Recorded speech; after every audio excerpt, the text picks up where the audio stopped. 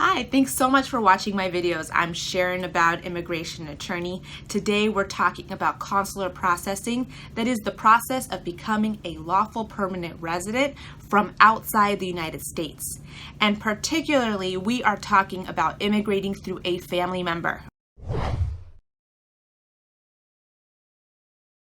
So this is for those of you who have a family-based petition approved, or maybe you're filing the I-130 and you want to learn about the whole process.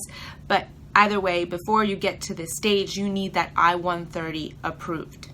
I want to take the time to thank you for liking, subscribing, commenting, asking questions, suggesting video topics. All of this really helps me better understand you so that I can make topics that are relevant to you and to help you and to help the immigrant community. So thank you, thank you, thank you. Like I said, we're talking about consular processing today. That is the topic of immigrating from outside the United States or becoming a lawful permanent resident from outside the United States. So earlier we talked about the first stage, which is filing a family-based petition.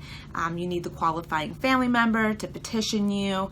And then we talked about adjustment of status for those of you who qualify to immigrate from inside of the United States. And we talked about those benefits.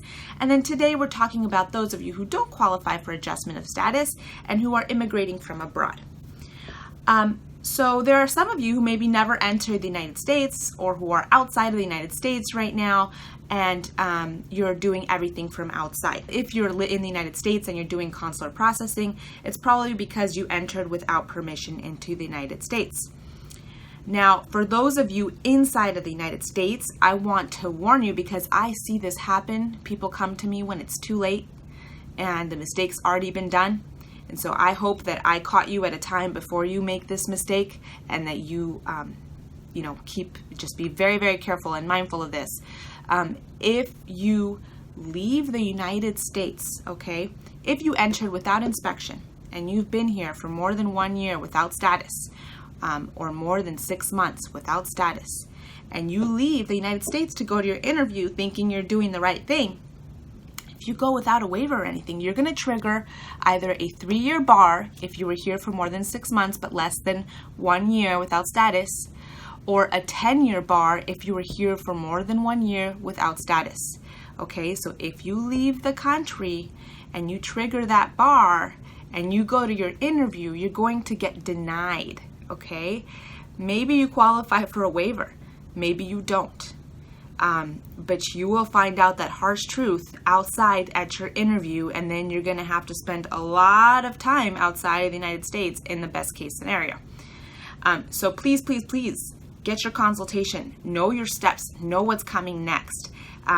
If you are the spouse of a U.S. citizen or a lawful permanent resident, or if you have a parent who is a U.S. citizen or a lawful permanent resident, and you can prove that that family member would suffer extreme hardship if you were to leave the country and not be permitted back in, you may be granted a waiver from inside the United States. You file for this waiver before you ever leave the United States so that you have this ground of inadmissibility waived. And when you go to your interview, you will not be denied for this ground. You might be denied for other grounds, and we'll talk about those possibilities in another video. But for this ground, you wouldn't be denied because you had your waiver approved in hand before you went to your interview abroad. Really, really important. I see so many people make this mistake, okay, or they go to someone who's not an attorney and get some terrible advice. They just prepare them to go to their interview, go to your interview, they're outside, and that's when they find out that they're denied for this ground. They could have gotten waived from inside the United States. So very, very, very, very important that you do not make this same mistake if you're going abroad. So once let's say you're going from inside or you're outside, and you have, once you have your I-130 approved, NVC or the National Visa Center will email you an invoice, okay? And you'll get an online account. It's the eac.state.gov. You'll get a case number and an invoice ID number, and with that you can log in.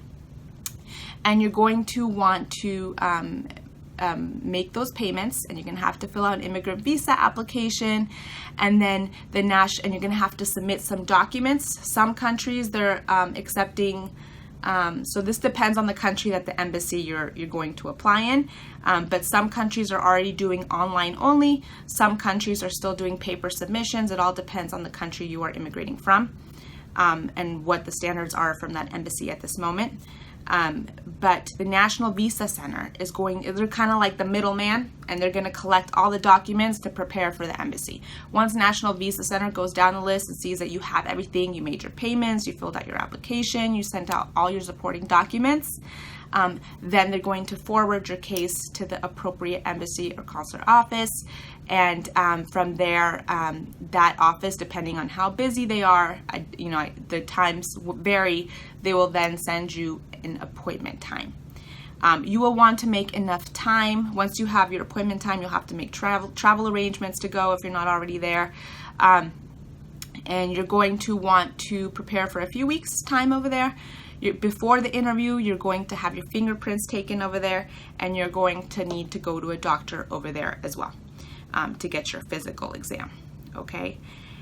And you will also need to take all originals to this appointment, so do not mail any originals to the National Visa Center. Do not mail only color copies, and then hold on to every single original you send, because you will want to take that to your interview, okay, so that they can check that off.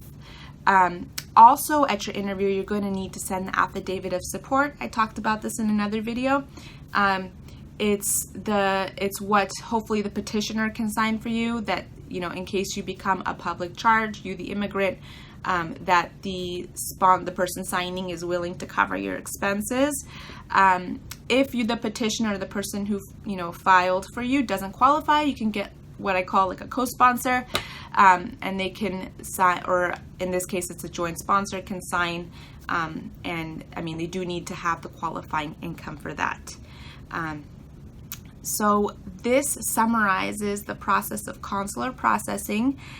Once, let's say everything goes great, you get approved at the interview, you are going to have to, before the interview, they will send a packet to an address.